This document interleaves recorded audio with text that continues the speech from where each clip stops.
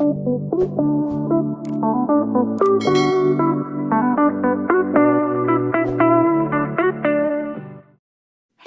and welcome to another week of From URL to IRL. I'm your host, Valerie, and today I'm here with my friend Travis, and he is a friend of mine that I grew up with, and he went from being in a local band to now touring the world with all kinds of artists of all genres. So today we're just going to sit here and talk about, what it was like growing up. He's friends with my little brother, and yeah. So tell me, how did you meet Kyle? Do you remember? That's my brother, by the way. Kyle, oh my God. We met through, he was playing in a band with our friend Barrett and Joe, and they had a band called, what was the name of it? It's lost on me. There was a band before, but before I came along, there was a band that they had together. You were with him in Search of the Sea, right? right? I forget the name. I was in Search of the Sea and My Ending Farewell. Those were the band names. Okay. I don't remember the one before that either. There was one more. But In Our Darkest Days. That's it. That's it. Emo. That is the one. In Our Darkest Days. Which I loved our band names. Yeah, that was a great time. And Kyle, really that whole, all of the guys, Brandon, Nick, Barrett, Parker, all of us, we all clicked and we all wanted to be the same thing. So we were like, let's get together in Travis's garage while his parents aren't at home. And let's go ahead and blast our cover of, I think, Attack in our garage in my white suburban neighborhood in Kingwood, Texas. And immediately we had a neighbor came over and was like, what is going on? So yeah, and then my dad showed up and kind of just got out of the car and was like, what are you doing?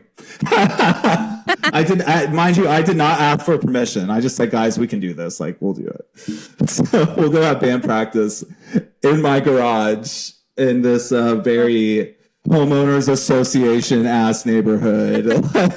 Yes, It was very that. Which part of Kingwood did you live in? I lived in a neighborhood called Sand Creek. Okay, I know where Sand Creek is. Okay, yeah. Yeah, so that was it's a very quiet neighborhood until a bunch of wannabe rock stars who are 16 years old decide to enter the chat. So, but yeah, that was initially where things really started for me. Maybe even that day, Isn't that crazy? where I just I started just brainstorming about, or really just having sort of those pipe dreams and visions of me working in music, touring. And man, that band brought a whole like circle of friends together, and It really did. There were friends beyond the band members who were just always there in support. We would be at Fuel Cyber Cafe in Humble, Texas, playing shows every other weekend. Holy shit. Yeah. I forgot about that's Fuel. Oh my God. Huge throwback. They had, mind you, God. they were a super, super Christian venue. So they I didn't know that. Porn kills on the wall. Oh my God. Yeah, and one time the whole band was really mad at me because I cussed on stage, and you're not allowed to do that there. And if you do it, you don't get paid. So we didn't get paid that night because I said fuck on stage. Oh my God. That's crazy. You can ask all of them about it. They'll still tell you it's crazy, a crazy time. And I reflect on those days so hard, dude. That was the start, and the lore is crazy. We were a bunch of shitheads. So did you go with them to Warped Tour? Was it the whole band to that Warped would go? Tour? Yeah, like yeah, of Kyle yeah. and yeah. We tore up that Sam Houston Raceway Warped Tour. Like, we were in it, man. Me and Joe started the mosh pit to Scary Kids Scaring Kids at like 10:30 in the morning. So that was our vibe, dude. I'm not surprised. Yeah. Fun times, man. I went with I don't remember if you came in 2009. I was the one that drove Kyle and Joe and Sarah. And I think I may have been there. Okay, maybe you can remember some stuff that Kyle and I can't remember, because I swear I remember there being like the thing where you could meet all the artists and you like went down the line. Do you remember? Did you do that? Yeah, where like the artists would go to their merch tents and like do meet and greets. Yeah. Yeah, and you would like, but you like walked down a line. Like I had a poster. I swear I remember doing that. And in 2009, if you went, I think I remember meeting Jeffree Star. Oh, yeah. Oh, he was there. He was there. Jeffree was fully there, like every year. Okay. Every year he was. I remember. I had the displeasure of meeting him once, and I did not like our interaction, and I said, "Okay." See, I don't like you. I feel like that's what happened to me, because I think I might have blocked it out, but I could have sworn I remembered seeing him there because it was when he was still a singer. Yeah. He used to perform a lot. Okay. But yeah, he's such an interesting, very callous individual. He really is fascinating. Like the trajectory of where he has gone over the years has just been wild to watch. From Warped Tour to Wyoming, it's just like what is going on? Yeah, and now I think he's like borderline Republican. Borderline. Like, I haven't kept up with him. Okay. I think I saw a video of him this week. Because believe it or not, I think he was at the Warped Tour that just happened in California. No way. In Long Beach. I was supposed to go to that, but I changed my mind. Yeah, no, apparently he had like a booth there. Oh, yes. Yeah, but I saw a video of him like toting some like hot pink AR-15, and I was like, oh. This is like, it's just weird. I don't know. I just like how you can come from like our music scene and like go down that path. It still just like blows my mind, because I always looked at it as like a very accepting scene, and like I don't associate Republicans with it. Yeah. So I feel like he's kind of like the antithesis now of what the scene is. Like, you're a cross-dresser. What is going on? Right? Like, you should be like out in the streets, but okay. Yeah. Whatever, it's fine. Bricks were thrown at Stonewall for all of us. So I'll just leave it at that. So, you know. So then after the band kind of disbanded, where did you go from there? Like, what did you do after you graduated? When did you graduate? I graduated 2011, and I actually went and joined another band I left In Search of the Sea to join another band. And okay. I joined a band called Concepts. Oh, okay. And we shared a couple members, like Barrett and Nick also had joined at some point along the lines there. And we had just a revolving door of members, because someone would leave or get kicked out, and which kind of cultivated like not so great, like it didn't make us look good, you know, like to have a new member all the time. And you know, that was the summer of 2011. I took all my graduation money and I spent it all on Four Locos. And wrote music with the boys out in Crosby, Texas. So that was the summer of 2011 for me. And really, like, Concepts had it going. You know, there were a few conversations we had with like some really big like management agencies and record labels that we had always dreamed of being signed to, you know, like we were talking to them. We were being shopped around. And unfortunately, there was a member who got canceled and everything got pulled immediately. And so that's sort of, they're still trying to, I support them still. Like they're still trying to, you know, make it happen. And like the music was really good. It was very good music. There was just some really bad associations with our band. And that ultimately kind of led to the demise of it. So I still support them though.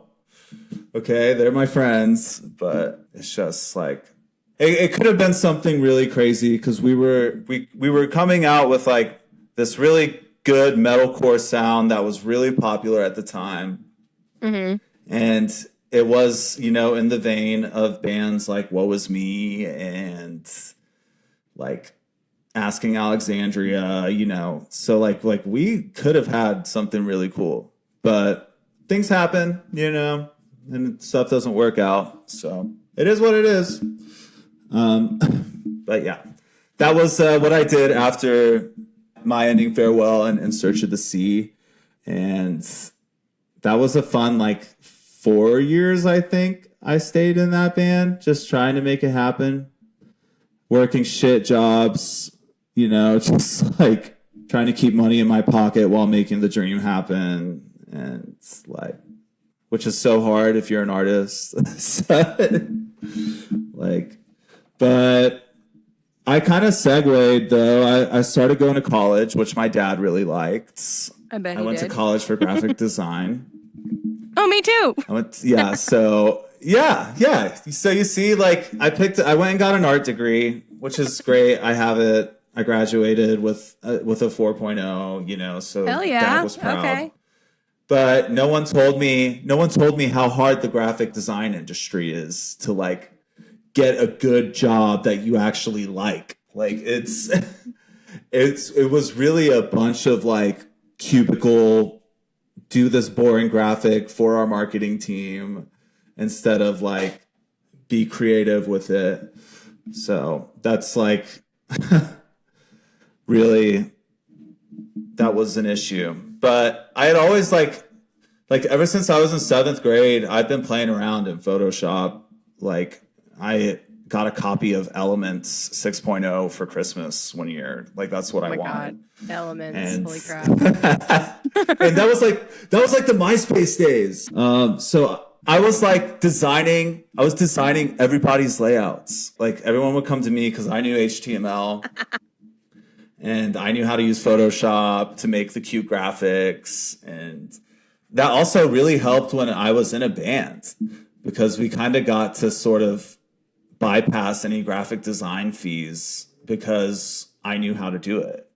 So I would always, you know, make our logos, make our flyers. So that was like a huge thing. Like my role in the band was like, oh, you're a keyboardist, yes, but you're also a graphic designer too. So you will be designing our merch, our logo, our flyers, our MySpace, like the whole nine. You have to. But that's like a good thing to have if you're in a band. Have someone who like knows how to do graphic design. You know. Very true. That's true.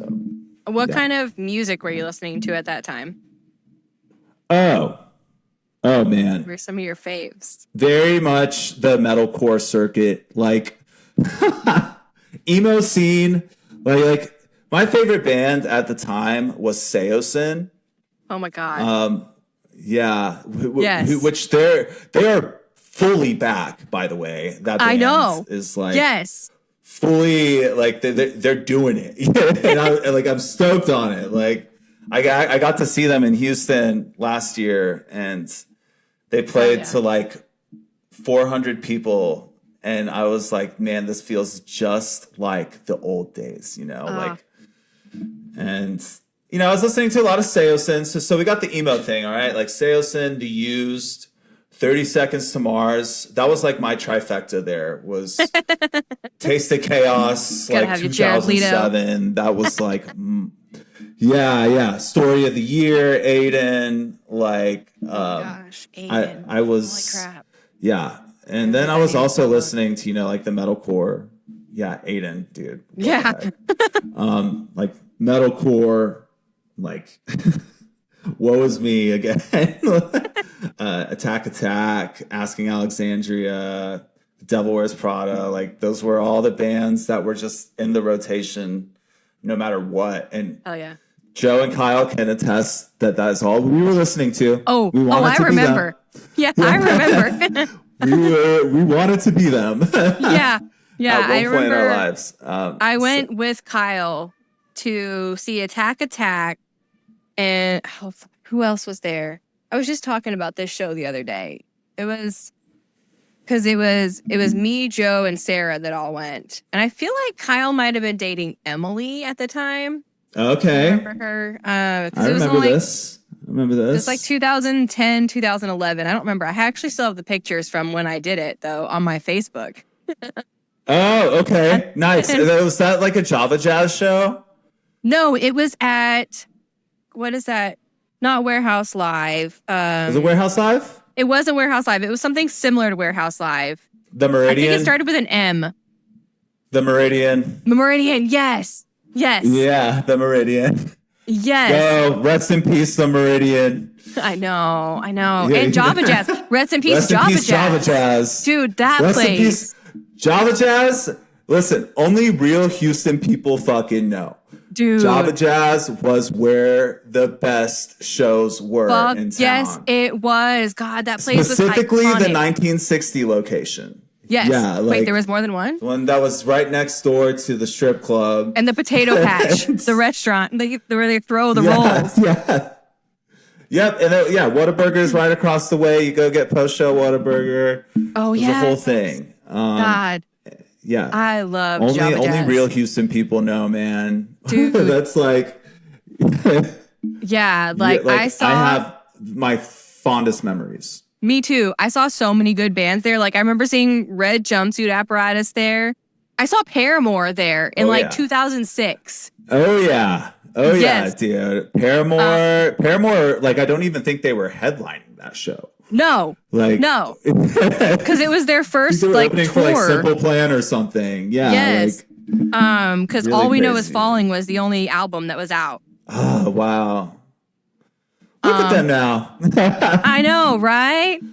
Let's see. I'm trying to think who else. So cool. Who did you? Do you remember any shows that you saw there that were like? The best show I ever went to at Java Jazz. They held it outdoors. Oh. Like on the patio, and they built a stage outside there behind the building, and this was the lineup, and this was one of the best shows I've ever been to. It was The Devil Wears Prada, A Day to Remember, Sky Eats Airplane, and Emarosa.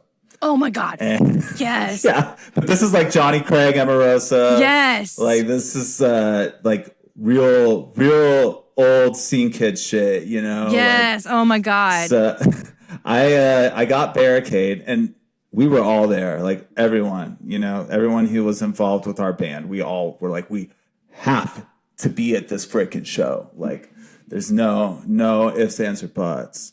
And we got to Barricade, and I got sandwiched as soon as Sky Eats Airplane went on. There was some girl behind me, and she goes, "I'm gonna throw up." And I looked at the security guard.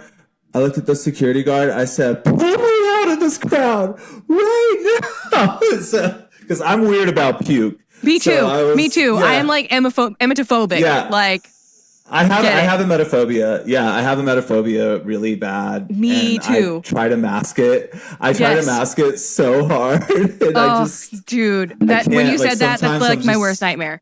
Yeah, no, thank God. Like people don't understand that, like, especially like how common it is. You know, like people don't like talking about it. It's an embarrassing thing to talk about for a lot of people. And like, I guess that makes sense because most people are just so nonchalant about the act of emesis. But yeah, I know. That's because they get so used to doing it from drinking or something. And I can't know. Like, I will have a panic attack. My wife, I'm like, when she goes to throw up, I'm like, dude, do it quietly. Do it somewhere else. Do it anywhere but here if possible. Please try to keep the noises to a minimum. And then, because I'll be in the other room like. Yes, me too. Oh my God. So I went to go. I can't believe it. You have emetophobia too. Like, really bad. Like, I'm not even kidding you. I've considered treatment for it. I have it so bad because. Yeah, I'm also considering treatment. So it's really bad. And then. Like, okay, so I could talk about this for like 3 hours. Me too. Me too. And I swear, like, the universe is testing me because I have had so many experiences with barf lately that were not copacetic at all. Like, I was on a plane twice somebody has thrown up next to me. Twice. And I'm not even kidding you, Travis. I have flown hundreds of times. And then just this year, 2 flights in a row, the little girl behind me threw up, and I had just taken off my headphones, like just taken them off because we were about to land. And then another time, a kid across the way from me, like, sneezed and then started throwing up. Like, I had just taken it was awful. It was awful. Like, just thinking about it makes me want to, like, have a, like, full breakdown. No. Okay, flying. It was awful. It was horrific. I was flying a lot a couple years ago. I was flying a lot, and I swore, I told it, like, every time I got on a plane, it was like someone would throw up, and I would be like, no. I would be like, why is it every time I get on a plane? Why is it every single plane I get on? And I'm flying next week, and I'm just like, again, it's always in the back of my fucking head. Yes, like, me too. I have to, like, this sounds really bad, but it is one of my coping mechanisms where, like, if I fly, I have to, like, have a couple drinks before I get on the plane because of my nerves with, like, people vomiting. And it's just like, because it'll be all I'm thinking about if I'm not, like, if I don't get some sort of mind altering situation. Like, I need to drink something, I need to take something because it gives me that much anxiety. And, like, flying, like, people are like, oh, I'm scared of flying because I'm scared the plane's going to go down. And I'm like, I'm scared of flying because some motherfucker is going to surprise puke on me. Yes, dude, like, that's my worst nightmare. Like, I could be minding my own business. Yes. Like, yes. And when no, dude. No, I can't do it. But smell, I can't drink. The noises. The smell. Oh my God. The little girl behind me, I actually felt bad for her because, like, the whole flight, she was so excited and talking to her grandma. And then all of a sudden I heard it when I took my headphones off, and I literally wanted to die. I put my headphones on so fast, and then I had to, like, cover my mouth because I could smell it. Oh, it was my nightmare. Like, I wanted to cry. I almost did. It was horrible. I'm also like very OCD about hand washing. Me too. Like, because, like, gastro illnesses spread through hands. Mm-hmm. And people like use hand sanitizer, and hand sanitizer does not kill stomach bugs. Does not kill poop either, or anything poop related. Yeah, it really doesn't kill much. No. Yeah. So, like, I always encourage people, I'm like, wash your hands with soap and hot water. You know, me too. Like, or, like, if I think my wife didn't wash her hands, like, when she's coming out of the bathroom, if she came out too quick, I'll be like, did you wash your hands? Yeah, I was like, what was that? You didn't wash your hands that well. What was that? Unfortunately, I am kind of like that. I have super OCD, you know, like, and they link it with emetophobia in a lot of studies. Like, it's because emesis is like a loss of control. It's involuntary. Yeah. And that's, like, people with OCD and autism often have emetophobia. Yeah. And it's been really hard. Yeah. Hello, ADHD here. ADHD. I got the double whammy. Yeah, the good old OCD ADHD combo. Honestly, I might have a little bit of OCD, but I'm trying to pretend I don't. Yeah, no, I think everyone kind of does to an extent, but it's weird how crazy OCD gets with, like, emetophobia, because, like, I have routines that I'm like, oh, well, we have to do this so this surface can be clean, you know? Or, like, these hands, like, my hands will start, like, when I'm on the road, especially, I'm such an avid hand washer because, you know, you're going to so many fucking places that, like, and touching so many things. Yeah, meeting so many people. So, like, my hands will literally start to, like, from how many times I wash them. Yeah, it like bleed sometimes even. Like it's not healthy. It's not healthy. No, I know it's this. not. It's not. It's not okay. And I'm probably always going to be fine. But it's just like it's just always just in the back of your mind. It's always there. Like you can never stop. Like I hate it. Yeah, I hate it. Everything. Like even when I go to a restaurant, like for some reason, specifically Mexican food, I will find myself sitting there eating, and I'll get to a point where I'm full, and I'm like, I have to stop. I cannot do anything more because I'm just afraid. Like, what if I ate something that isn't going to make me sick? I do not want to be sitting there throwing up all of this stuff, and I will start spiraling. No. It's I hate it. I hate it. Or the spiral is so bad, dude. Oh, it is. I hate it. I really do. I've tried. It's been really hard, like touring with it. I can't even imagine. I really can't because there's so many unknowns.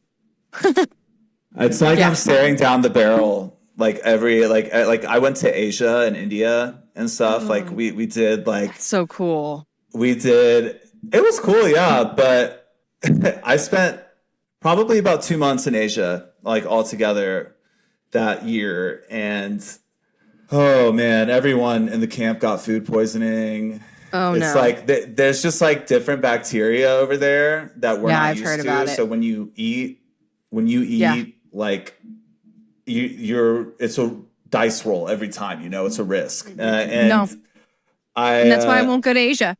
Yeah, no, that's exactly why we're India. I will say they're so ahead of us in so many aspects. Like true. And like I was like, wow, every city looks like a cyberpunk city over here. Like it's just really cool. And it's beautiful in some parts. No. The food is delicious. Like don't even get me wrong. It's fucking delicious. Yeah, but I bet. It made us all sick. And luckily I never had an episode where I threw up or anything. But thank God. My stomach was not okay a few days though, and I was like, oh, please God. And imagine like being sick, like on tour. Being sick on tour is the worst, no matter what it is. When you go to Asia, you're flying every day. You're not on a bus or anything. So like you're on an airplane, sometimes 2 or 3 airplanes a day. No. You know, like it was that year. I think I flew more days than I didn't. You are God's strongest soldier for that because I don't know how I did it. I don't know how I did it either. Substance abuse, baby.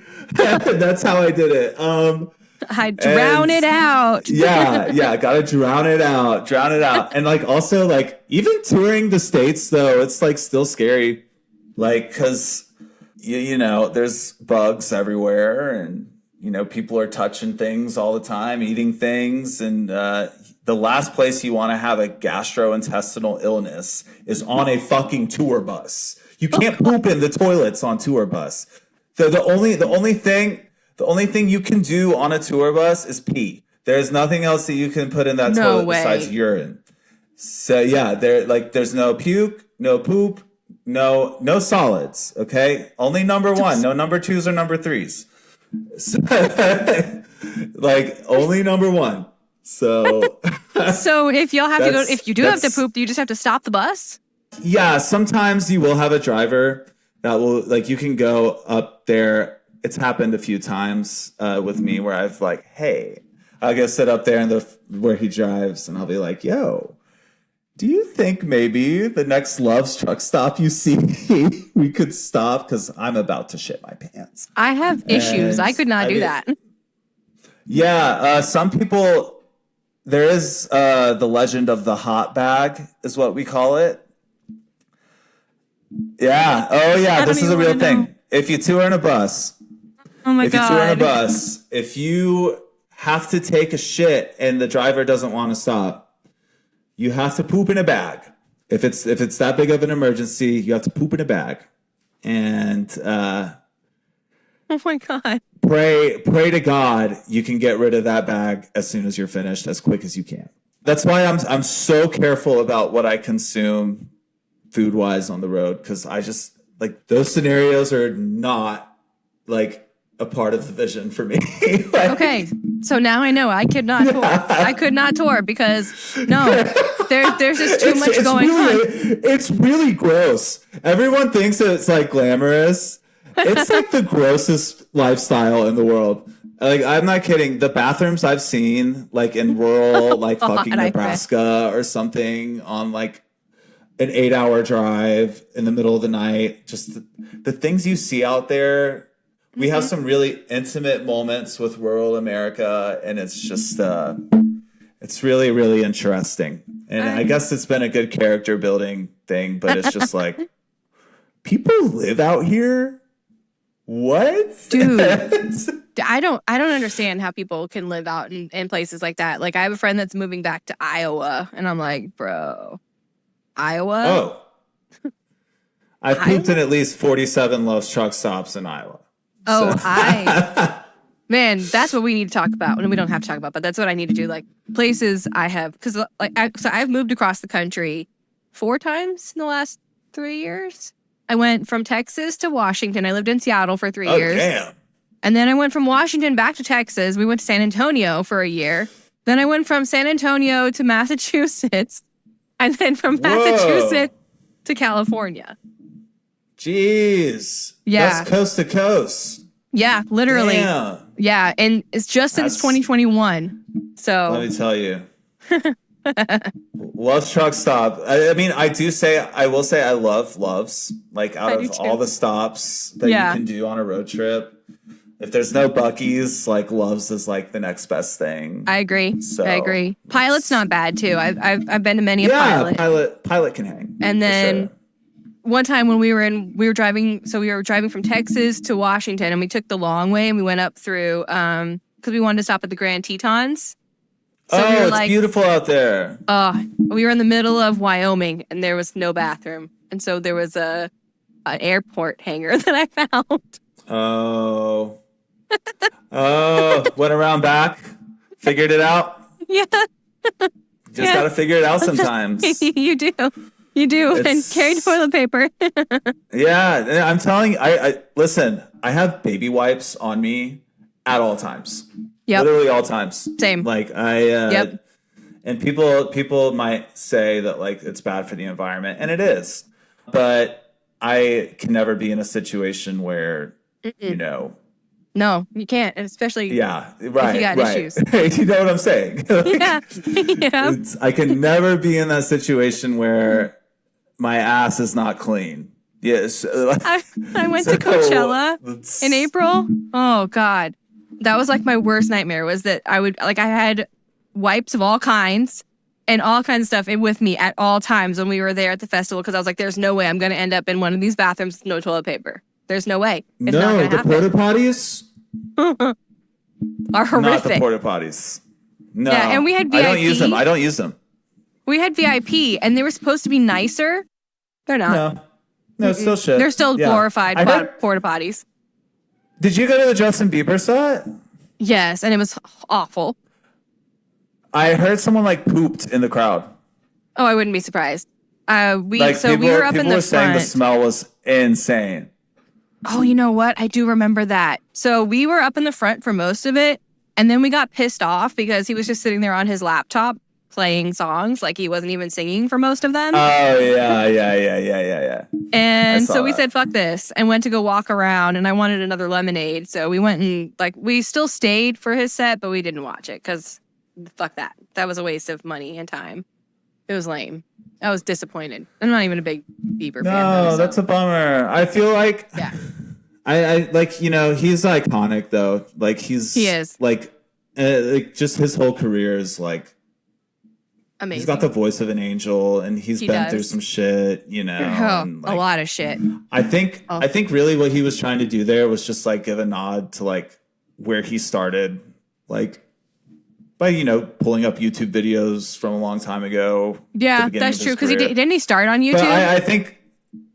But I think, you know, like, when it's Coachella, people are just so, like, expecting, like, Beyonce level production. Yes. You know, like, and if a woman had tried to do that, she would have gotten reamed to hell. That part. That's the thing. Part. Yeah. Yes. Because, like, Sabrina, she was amazing. She did everything and more.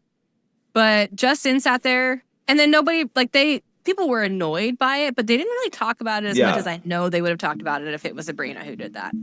Right. No, and I think I said that to someone. I said, but if it was a woman, like the scrutiny would be insane. And people are just kind of like, oh, Justin, should be canceled. Come on. Yeah. Yeah. That's crazy. Like, I don't know. But that just goes to show women really do like do it a lot better sometimes. Like it's just the facts. Like, I mean, because when I think Coachella, I think the Beyonce performance in like whatever year that was, where it was like the Lemonade era, I think. Yeah. Yes. That was, I think, 2019. It was Coachella. Hell, it was. I think so. Where she had like the bleachers on stage. Yes. And like it was so like, good. So fucking good. Very sick. I was like, this is probably the best Coachella headlining performance that there will ever be. So I agree. Yeah. And then I think Gaga too. I like this past year. Yes, last year. Or last year rather. That looked like magical. Like just seeing Mayhem ball in the desert would That's just what made me want to go this year, was seeing Gaga. Yeah. Yeah, I know. I would definitely take some sort of drug and go do. Pregnant at Coachella is crazy. Really early pregnant at Coachella. And of course, the emetophobia. So I'm sitting there. Anytime she had a look on her face, I was like, are you going to barf? Thankfully, she didn't. Right. Thankfully, she didn't. And her pregnancy's been pretty easy so far. But like, I'm not even kidding you. I must have looked at that woman like 20 times. Like, are you going to barf? Okay? Like, while we're like, okay? I can't. Do you need a Zofran? You need a Zofran? I have Zofran with me all the time. Yeah. I think I might have offered her some a couple times. Crazy. But yeah, it was a lot of fun. I don't think the VIP was. I've never been. You need to go. I've never been. Yeah, I should. I think I want to go. If the lineup next year is good, maybe. And like, you should. It's just like doing festivals as an attendee in like this part of my life. Like I did ACL a couple years ago and I didn't have a good time. Just honestly, I was just like, I was sick of spending $20 on a drink. And then it was just the crowds like leaving Paramore's crowd at that festival that year. Oh, you saw them at ACL. That was such a good set. It was like, it was a great performance, but leaving the crowd, like when they were done, like the crowd surge, and it was just like too much. That was a lot. Too much for me. I was and while I was in that crowd, just like, mildly hyperventilating, I was just like, okay, I don't know if festivals are for me. I'm happy to work them if I'm not like I'm happy to work the right role at a festival, but I definitely don't see myself being an attendee of that many more festivals unless like I get the fucking luxurious experience of it. That's true. So that would be much better. Like being up in the very front, not having to go through. Because you know what?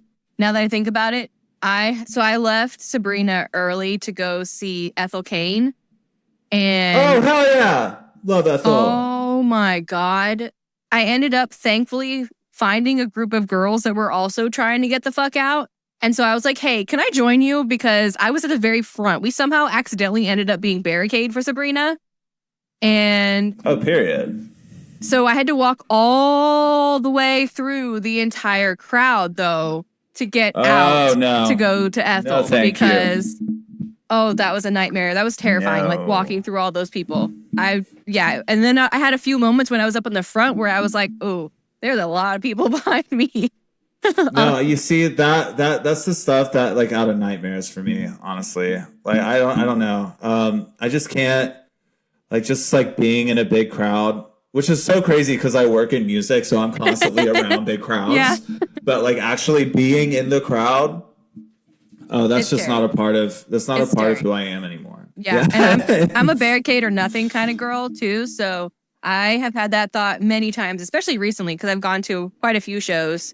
And every time I'll be sitting there and I'll be up at the front and I'll look back and I'm like, I should really be thinking about my This decision. is scary. This is scary. Yes, it is. Or I'll like take my phone and I'll look up and I'm like, yeah, no, it's not really a like I said, it's just not something that I like. I want to enjoy it so bad, but I also like prefer to see an artist that I like in like a venue setting, like me too. Not in a field somewhere. Like that is true. Like artists specifically craft very specific set lists for festivals. You know, like, I've noticed that. They can't go all out. Yeah. They can't, unless they're headlining, they can't go all out. That's true. Plus, they're like, their audience is not theirs. They trim down their production. Yeah. That's true. You know, that's very true. Like, it's so like if I say it's an undercard artist that I really want to see and I see that they're doing a festival, I'm like, I just want to catch them in an actual venue because they're probably on a headlining tour. So like, I want to go catch them in a club or at like the House of Blues, even like that's true. Fine, you know, like Ooh, House of Blues. That's a personal preference, but I can say I probably won't go to a lot of festivals. That was my first. Like I've been to Warped Tour, and I've been to like a few random little ones, but that was my first big one. I think I might do it a couple times more, but I'm definitely not an all the time thing. No, yeah, and like it's such a stark contrast from who I was when I was like a kid, you know, like 16 years old. So I was like, get me out there, bah! Like but no, now I'm just like, oh, I'm good, unless you want to pay me to be there. So speaking of paying you, who was your first person that you worked for in merch? Like, how did you get into merch? Like, oh man, when did I really start selling merch? Okay, I started touring as a photo video guy. Oh. And yeah, that was back in 2017, I think. I started touring, and oftentimes when you're doing photo and video, if a band is on a bit of a shoestring budget, they'll throw a videographer or photographer on merch too. So my second tour ever was in Europe, and look at you. They had me doing merch. They said, you can come, but we need you to do merch for us too. And I was like, all right, fine. Okay. But I get to go gallivant around Europe with these guys for, what was it, like a 6-week tour. So I got like we went, you know, from fucking the UK to like Slovakia and Hungary and shit. So we were that's like, cool. We were like all over Europe that winter, and that's where I really learned how to do merch. And then I just like kind of started here and there picking up gigs, and now I'm with an artist by the name of Lauren Sanderson. Yes, we love Lauren. I do. Love Lauren. She's amazing. Probably one of my favorite artists that I've ever worked for. And you know, now since she also recently moved to Nashville. I do know that. And having her here has been so awesome. Like we're more like buddies now because we hang out more often, and you know, we get to actually talk about tour and stuff and sit down and plan stuff out. And luckily she allowed me to be we really collaborated on this upcoming tour's merch line. So she kind of like gave me a little bit of we got to get creative together, you know, and like, oh, we should bring this, or like we should do this at the shows. And like, because we have a lot of cool things planned for the tour, you know, it just feels good to be on her team. And like, you know, I see the vision with her, and I think that she knows that. And I think that's why we work so well together. And yeah, so we're going to have one hell of a tour. We're doing ACL actually on that tour. Oh yeah, I did see that. I remember seeing that she's playing ACL. We get to do ACL. That's funny. Which will be, I've never worked it. Okay. The last time I was there, I was attending it and I was having a really bad time. So now, I get to be there on the artist side, and I just think it's gonna be super cool. And it's just like the whole tour in general. Like we're doing 2 shows in Nashville with Limp Bizkit, which is like that's so cool. Wild. Yeah. that is totally wild. I remember seeing her post about, or didn't like Fred like see her song or something? Like, how did that come about? Do you know? Yeah. So she posted online.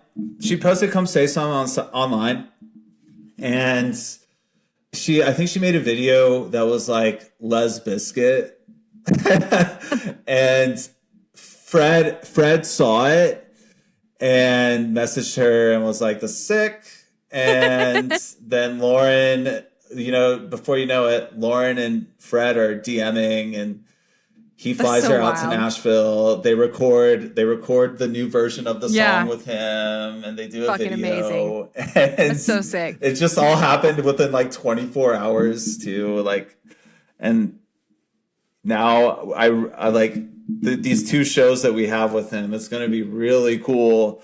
Hell yeah. Just like be like he's such a legend, He is. And I feel like if you sort of saw like the Ozzy Youngblood dynamic, I feel like he's kind of developing that with Lauren. Like, okay. Where it's like maybe he's finding going for an hour and a Oh no, hold on. We can do something here. Hold on. Oh my god, I'm so sorry. It said an hour and a half on it. It's okay. It lied. That is so funny though. Hold on. Is there a way I can like I wonder. I'm so sorry. Oh no, you're totally fine. Keep things interesting. That sucks. Yeah. Oh, hold on. Maybe I got something to happen here. I should have just had it plugged in the whole time. What was I thinking? Duh. I'm so sorry. You're okay. Okay, let's try this again. Looks like we're back. Okay. Take 2. Yeah, so all right. Lauren and Fred DMing. Mm-hmm. They do the song, the video comes out great. It's a hit, and oh yeah, it is. Yeah, it is. It's a fucking hit. And when we were on the tour last summer, she started playing it live, and like the fans already, like before it was released, knew the lyrics. Like they were singing them back to her in the crowds on that tour. Like, so we knew we were like, oh yeah, this is like the hit, So it's been really cool to see that, for Lauren. It's been a really iconic part of her career, and it's very sick. And like opening up for Limp Bizkit this fall is going to be really wild. It's going to be so amazing. I'm so happy. I love that we get 2. Yeah, no, same. We get 2 nights in Nashville too. So like we're both home during tour for 2 nights. So that's just going to be like nice to be in our own beds and stuff. So how did you meet her and get that job? One of my friends had to pass the tour to me because she couldn't do it. So oh shit. But mind you, she went on to do, my friend Heather is her name, and shout out Heather. She's amazing. She's now out with a band called Bad Omens. Yeah, I know Bad Omens. She does like their pop-ups on the road. And she also does like The Devil Wears Prada and Alpha Wolf too. So, so she moved on to other things, and I said, let me step in with this artist because I feel like we would get along really well, and lo and behold, she just seems really cool. Yeah. So sure enough, here we are. The rest is history. So, and me and Lauren, we really vibed like right away. So, and we just have always gotten along, and she's helped me a lot, like with just like not giving a fuck what people think about me, and like just really sending home like the idea of not being insecure at all, like just like be you, like hell yeah. So she's been really good for my mental health. I will say that. Like I love our that friendship for you. has been our friendship has been really cool. So that's so awesome. Love Lauren to death. Yeah.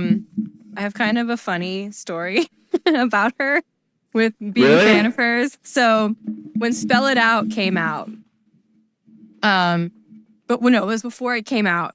I had responded to a post that she made, and I was like, V better be for Valerie. And she was like, well, she responded and she's like, well, it could be Veronica, Vanessa, or Valerie, but actually it's Vitamin. And I was like, damn, I'm really kind of disappointed about that. And she goes, wait, let me go re-record it real quick. V is for Valerie? It better be for Valerie. Oh, man. That's funny. That's funny. Yeah, but somebody came in and they're like, you just got bullied, Lauren. That's so crazy. I love the new album era that she's in. It's so good. It's really something. And I'm not going to say much, but she has a lot of other things that she's cooking right now that are just like insane. Insane. She should. Like, I don't know. I was like, dude, this is a great album cycle that's happening, but the future is just really bright. And, good. I'm so happy for her. Lauren is such a good album. Like, I was so excited for it when it came out. So I'm so glad that she's able to, that she has all this stuff going on for her. Like, she deserves it so much. We have to get you out to the show in LA. Fuck yes. I already have a ticket, but that would be... I was already going to be going anyway. That's what's up. LA shows are so stressful, though. I'm not even going to lie to you. Oh, really? Like, yeah, it's just like all the industry people show up, obviously. And it's like the cities in the United States, where you have like the most stressful shows, it has become LA, Nashville, and New York. I believe it. Because they're all like entertainment hubs, True. So there's industry people who just want to pack the list, and half of them don't show up. Like, and it's like, we just comped a ticket for you, and there's 1,000 people asking to be on the guest list. Like, that's fucked. Why? Like, that's fucked. It's pisses me off. Yeah. The industry is cutthroat. It's absolutely just like, it's been both amazing and humbling in so many ways to like be in the music industry. I'm not surprised that it's humbling.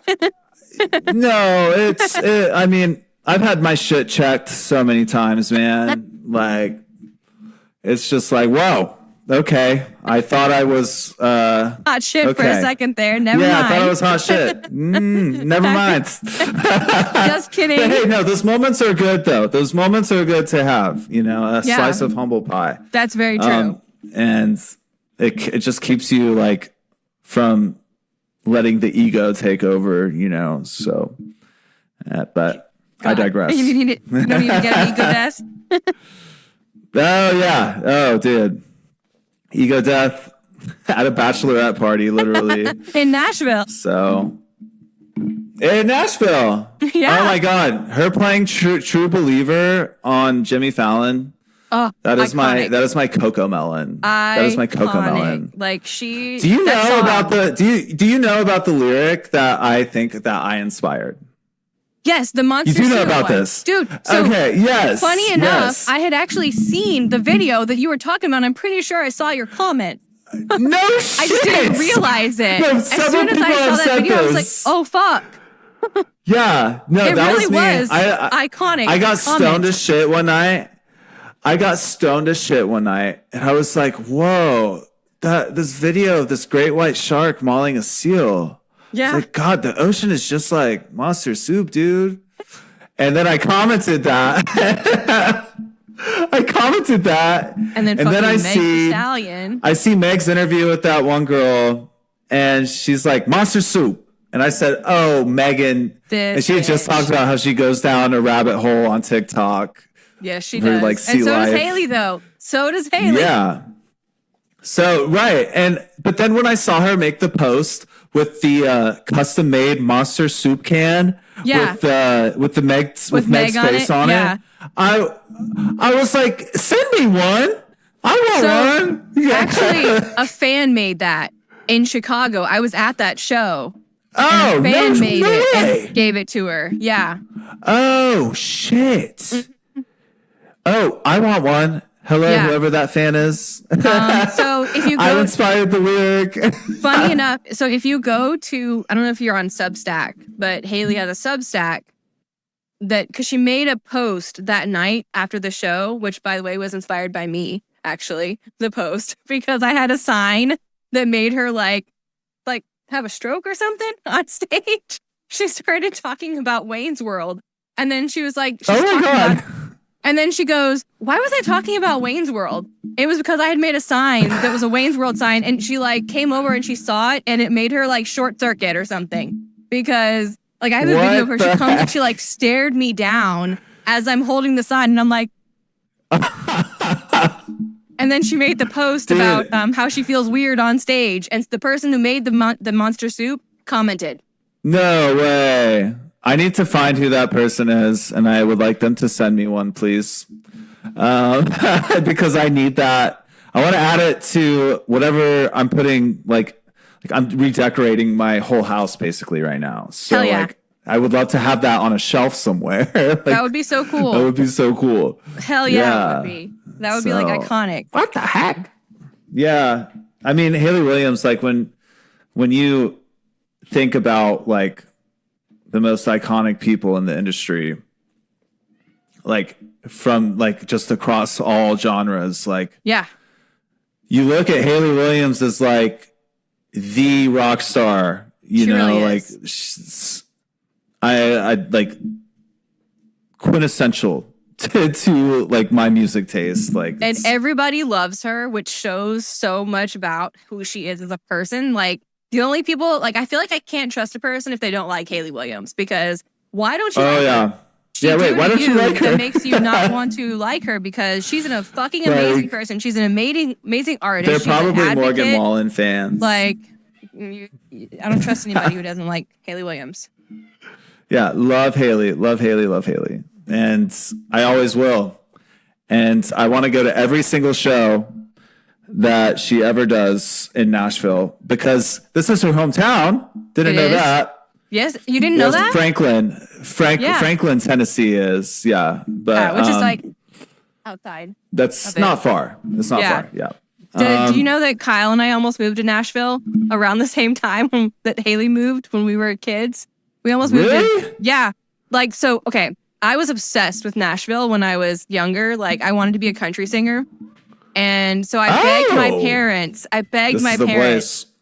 to take us to here to visit. And my mom fell in love with it. Like, we sold our house. Oh, really? We got rid of our dog. We were going to move to Nashville. Like, we were moving. And then my dad at the last second said, fuck you. No, we're not. And so we ended up moving to Huffman. That's a close second. Instead of going to Nashville. Second. And then that's how we ended up in Atascocita. Wow. Man. If only. Imagine what if you turned into a country singer on that timeline? Right? Dude. Or we were actually looking like Franklin, Hendersonville, Murfreesboro were all the areas that we were looking at. I'm like, damn, I could have been friends with fucking Hayley Williams. I live not far from Murfreesboro, honestly, but it's just because the rent here is way cheaper than it is in Nashville. But I am moving to East Nashville when this lease is up, because I love it. Like East Nashville specifically, it's got such a good like alt punk scene. Yeah, I've heard, and that's like right up my alley. And so I am a rat of East Nashville when I have the chance. I'm out there. How has it been being there in Tennessee? Honestly, it's been good. It's really grown on me a lot. It's just like it is still the buckle of the Bible Belt, and I am not religious at all. No, I'm a scathing atheist. I used to be Pentecostal. I grew up in that environment. Yeah. Oh shit! I didn't know that. I deconstructed, which is the new term for it. Apparently, I left the cult, and it was the best decision I ever made in my life. That's when like my real self-discovery started, was when I got out of like religion, and it really is a cult, no matter which religion it is. Like, to me, it just all reads as cult, like cult. You believe in some weird higher power. That's a cult. Like, it's not limited to Christianity. It's everything. So that's how I feel about it. And I actually, I went out to a bar in East Nashville called Ernie's, and I was in like a pretty gothic looking outfit. It was like all black, big furry coat, like it was cold as fuck outside. So I was like, yeah, I'm going to bundle up in this big fucking emo big bird coat, and I'm going to go out. I'm going to put my eyeliner on tonight. Mm-hmm. And, so I went out on the patio here, and there was this couple outside, and they, without a breath of hesitation, goes, "Are you a Satanist?" Oh my God! And I was like, "Yes, no." And like, I'm drunk, so like, I'm like, how do I fuck with these people right now? Because I like immediately knew, oh, this is a Christian couple. That's not someone who isn't a Christian would ask that in that tone, like, so I was like, nope, I'm an atheist. And they were like, that's even worse. And I was like, what are you talking about? And I was like, well, this didn't happen actually, but I said that my youth pastor had molested me, and that's why I left the church. That didn't actually happen, though. That did not actually happen. Just a disclaimer. Are we sure? But Because it's not like that's uncommon. Well, yeah, I mean, right. Because it's more common. It's never a drag queen. it's always some pastor somewhere. Mm-hmm. Yeah. And they were like, that's not Jesus. And then they were like, you should come to our church. And I was like, babe, I'm so good. Like, respectfully. Disrespectfully. Don't talk to me about your fake ass God. Actually, don't talk to me about that. You're living in La La Land, and I'm not. So I hope you enjoy that. But actually, I hope you don't enjoy it at all. Have the day you deserve. Yeah. Have the day you deserve. And please stop talking to me. So my parents were not religious. Oh, sorry. What were you saying? Oh, I was just going to say, like, that's like the whole thing. Like, with being in Tennessee was like, this part of the South, I always say this, is so much different than like Texas, or like, even like I really want to say Texas is not like the Southeast. The Southeast is very Bible thumpy, like so much more than Texas. Like, and Texas already is, but it is so much worse in the Southeast, like specifically Tennessee, the Carolinas, Georgia, Mississippi. Yeah. Like it's bad out here. And like there's still MAGA flags flying. You'll see that, plenty of that. Like, it's just like Nashville itself is pretty progressive for the most part, but not as progressive as it could be. And, but the more people that come here from like LA and New York, the more it will be like that. And also, our lawmakers here in Tennessee are a bunch of fucking chodes. So, they're making it impossible for anyone who's not straight and white to vote. So they're gerrymandering the shit out of the state. And I'm just like, I could not. I've are we always wanted to doing? live in Tennessee, but I could never. I couldn't. No. Yeah, it's I don't see myself staying in Nashville forever. Like I said, I love the city. It's living here has really grown on me. I've made a lot of cool friends. I think after this, I don't know where I see myself, but it isn't here.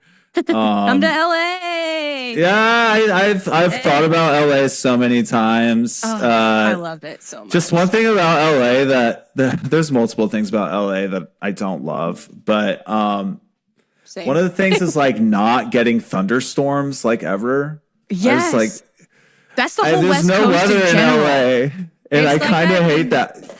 So it's the whole West Coast. Like, we do not get them. When I lived in Seattle, not once did it ever thunderstorm, ever. And I was there for 3 years. I love thunderstorms. I do too. I miss them. I do. I do miss that. But I go back to Texas enough, and it always seems to rain when I go. So Yeah. No, I'm like I do though. Like, I have considered LA deeply, just because of entertainment purposes. Like, if I were to move to LA, I would have to have enough money to be able to afford to live in Silver Lake. Because that's the only neighborhood. That's It's the only great neighborhood in LA that I would be interested in living in. that is it is nice there. Really nice. It's amazing. Like, every time I'm in LA, I'm like, let's just go to Silver Lake. Like, No, for real. We don't have to go anywhere else. Like, we can just stay in Silver Lake, and that's just like the vibe. Literally, it's everything. Erewhon, you have all the The thrifting. reservoir, the reservoir. The bars and restaurants are amazing. Like, so amazing. I just love it there. I like when I'm in LA, I'm like, Silver Lake is my happy place when I'm there. So I agree. If I could, when I'm in there, downtown LA, I am very terrified. It is scary. I went to the library there because they did like a little 100-year celebration, and the Linda Lindas were playing. And cute.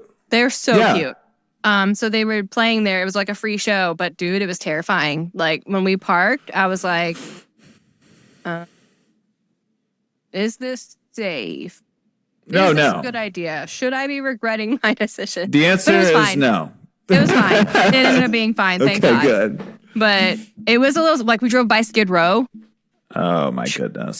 That was terrifying. And I thought I was going to have to go to the bathroom. Dude. While we were driving through Skid Row, and I was like, fuck my life. I something went down. I was staying in downtown LA once, and something went down outside of my hotel room.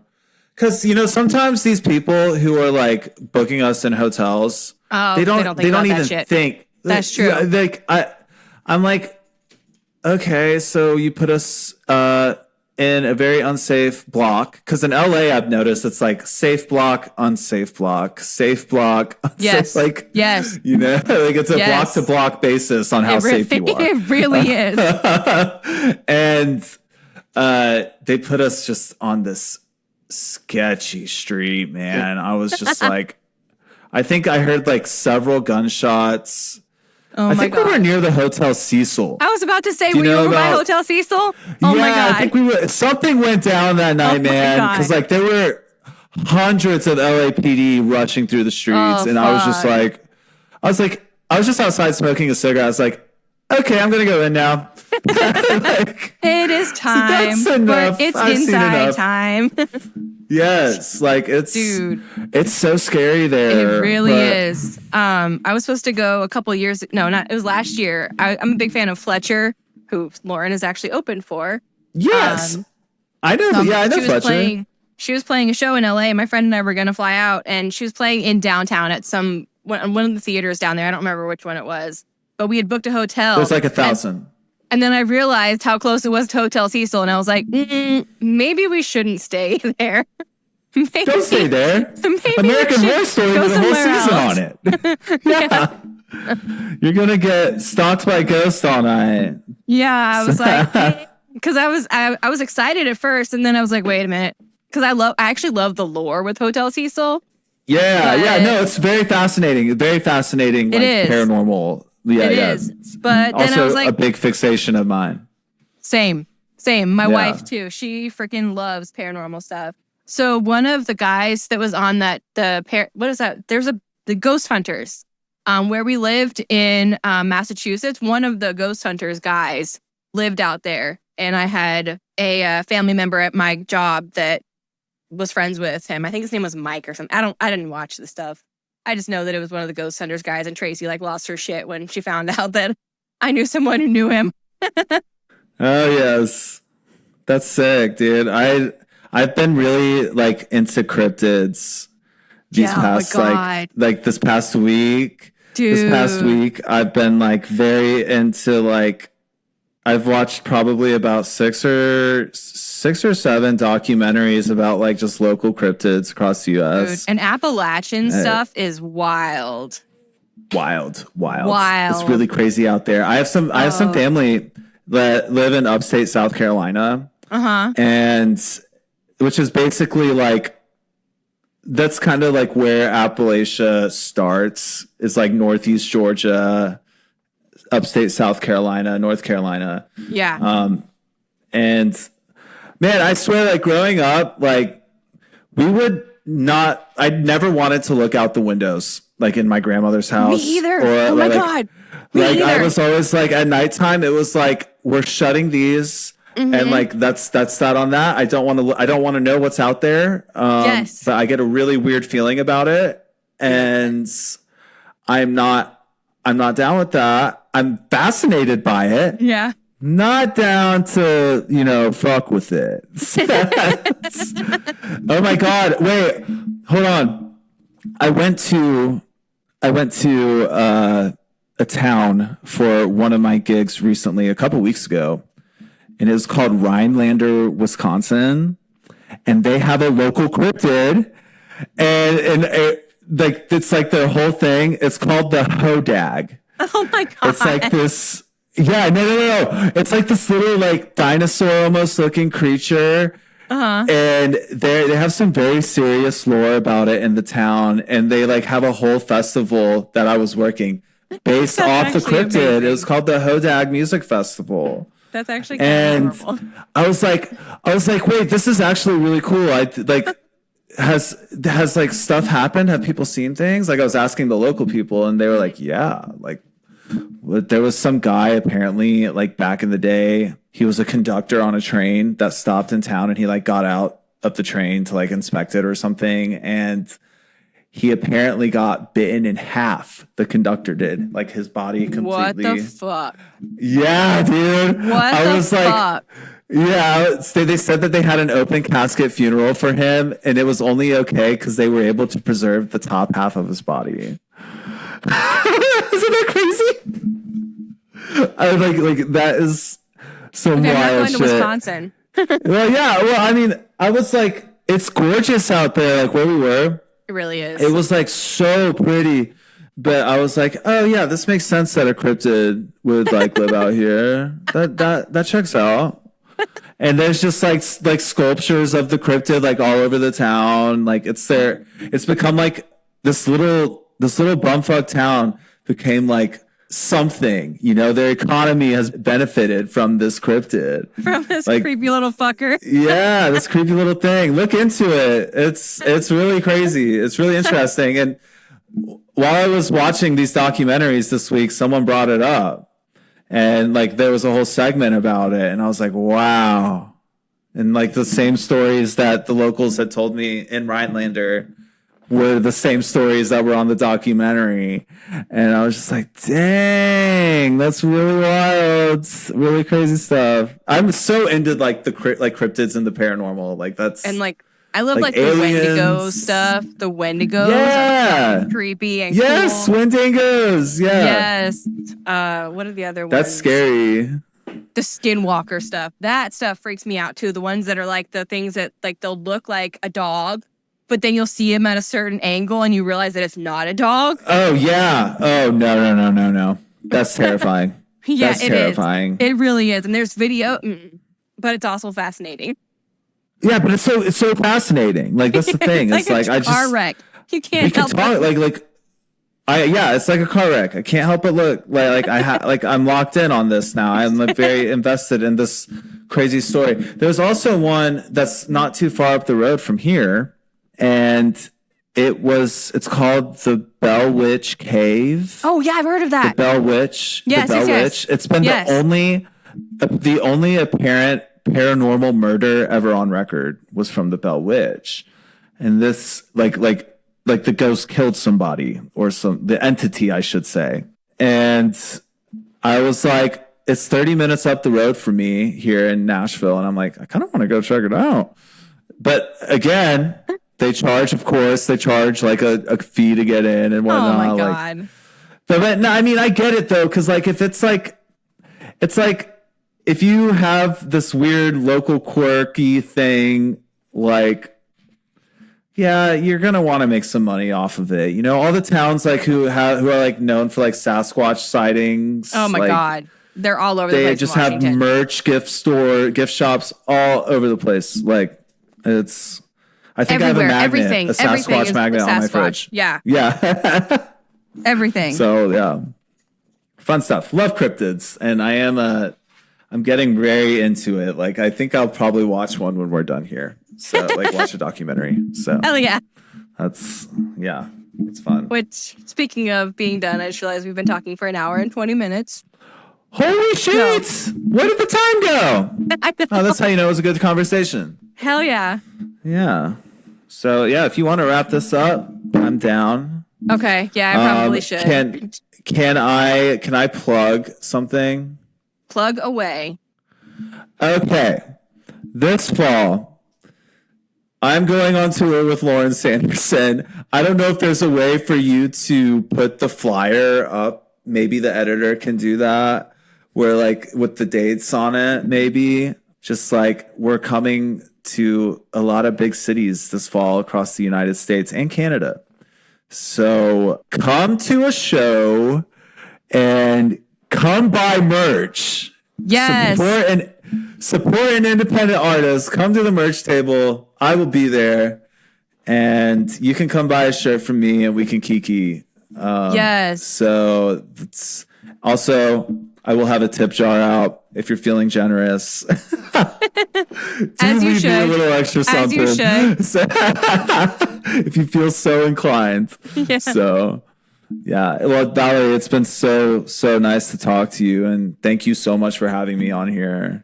Not a problem. It was so good to catch up with you and talk about all the stuff from everything, like from when we were kids. 2007 to now. God, yes. Literally 19 years ago? Oh, God, don't remind me. I don't want to talk about it. Okay, yeah, 20 years ago. We'll just say, we'll say 20. We'll call it 20. Because I think it was before 2007. It was like 2006 or something. Yeah, even before then. Like, it could have been. I feel old. Wild. I feel so old. Yeah. But okay, so it's going to end, but the room is going to still be here. So